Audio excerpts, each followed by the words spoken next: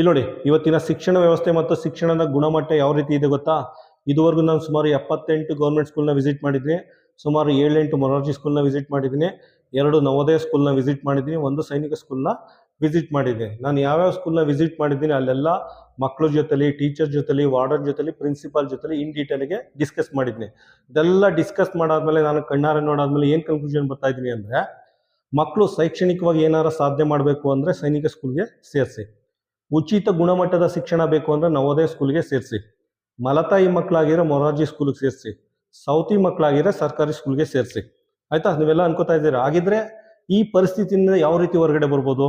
ಇದಕ್ಕೊಂದು ಸೊಲ್ಯೂಷನ್ ಇದೆ. ಆ ಸೊಲ್ಯೂಷನ್ ಏನು ಅಂದರೆ national institute of open schooling, NIOS ಅಂದ್ಬಿಟ್ಟು. ಆಯ್ತಾ? ಅದು ಸೆಂಟ್ರಲ್ ಸಿಲೆಬಸ್ ಇದೆ, CBSE ಪಠ್ಯಕ್ರಮ.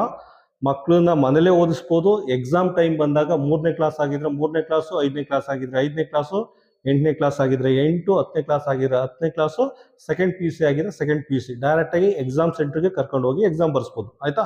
ಇದಕ್ಕೆ ಕೇಂದ್ರ ಸರ್ಕಾರದ ಮಾನ್ಯತೆ ಇದೆ. ಸುಮಾರು ಜನ ಡಾಕ್ಟ್ರು, ಇಂಜಿನಿಯರ್ಸು, ಗೌರ್ಮೆಂಟ್ ಸರ್ವೆಂಟು ಆಗಿರೋ ಉದಾಹರಣೆ ಇದೆ. ಆಯ್ತಾ? ಇದ್ರ ಬಗ್ಗೆ ಇನ್ ಡೀಟೇಲ್ ಆಗಿ ಇನ್ನೊಂದು ವಿಡಿಯೋದಲ್ಲಿ ಎಕ್ಸ್ಪ್ಲೇನ್ ಮಾಡ್ತೀನಿ.